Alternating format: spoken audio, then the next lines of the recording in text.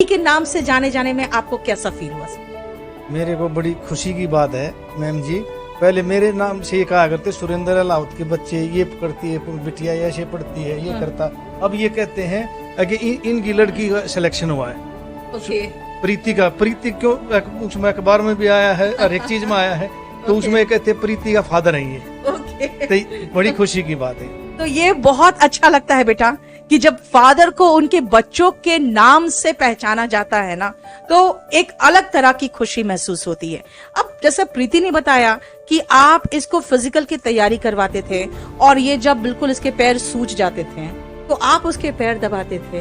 तो आपके समाज में बेटियों को तो इतना सर पे चढ़ाने वाली को तो रिवाज नहीं होता उधर तरफ, है ना? नहीं, ये ऐसा होता, आप अपनी सोच होती है। Okay. मेरे को ये था कि लड़के को इतना पढ़ाते हैं, इतना खर्चा लगाते हैं, इतना खिलाते हैं, तो क्यों लड़की को क्यों नहीं?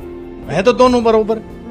नहीं, ये बराबर है। आपने आइए सर थोड़ा इधर आ जाइए, कैमरा में है ना तीनों? हाँ सर, ये आप कह रहे हैं बराबर है, समाज कहाँ मानता है? नहीं, समाज मानेगा ना। एक दो ऐसे केस आएंगे तो समाज भी मानेगा उसको, क्यों नहीं मानेगा? तो मैंने आपने एग्जाम्पल सेट किया, लोगों सेट किया, मैंने खुद अपना पहले दिमाग सेट किया, फिर औरों को नसीहत मिलेगी इससे। पहले आपने दिमाग सेट किया। तो बेटा इनके लिए ये सबसे बड़ी खुशी है।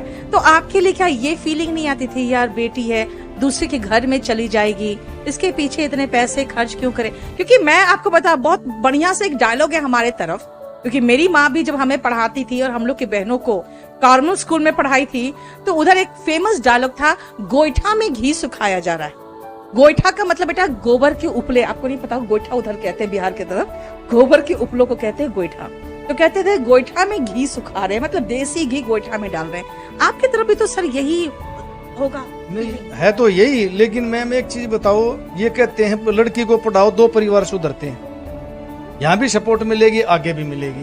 तो लड़के का एक और लड़की के दो परिवार, तो दोनों को क्यों नहीं बेनिफिट मिले? सर फादर्स डे वाले दिन ऐसे फादर का इंटरव्यू हो गया। सर मुझे तो सच कहूं तो बहुत खुशी महसूस हो रही है, क्योंकि इंटरव्यू तो था प्रीति अहलावत का, लेकिन उसके साथ जब आप आए और इसने मुझे कुछ इंटरव्यू के पहले बताया कि मेरे फादर ने मुझे ऐसा सपोर्ट किया, तो मुझे लगा कि शायद मेरे लिए एक ब्लेसिंग इन डिस्गाइज हो गया कि प्रीति आज के दिन, क्योंकि प्रीति आपके साथ मेरी बातचीत पिछले 1 महीने से चल रही थी ना, आज के दिन तुम आई हो और तुम अपने फादर के साथ आई हो।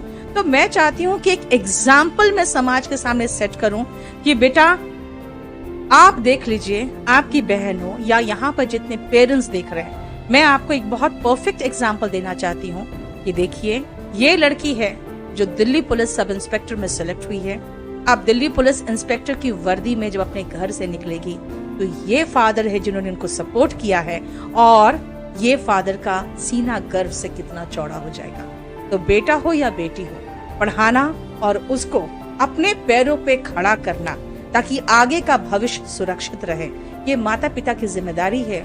इसीलिए जिस तरह से माता पिता अपने बेटे के लिए दहेज जोड़ते हैं ना बेटा, तो ये ध्यान रखिएगा आप सभी लोग कि आप जो दहेज जोड़ते हैं ना, वो ससुराल वालों के लिए जोड़ते हैं, वो लड़की के ससुराल वाले के एंजॉयमेंट के लिए जोड़ते हैं। लेकिन अगर अपनी बेटी को पढ़ाएंगे तो उसका भविष्य सुरक्षित करेंगे। इसीलिए उसके लिए दहेज जोड़ने से पहले उसका भविष्य सुरक्षित करिए।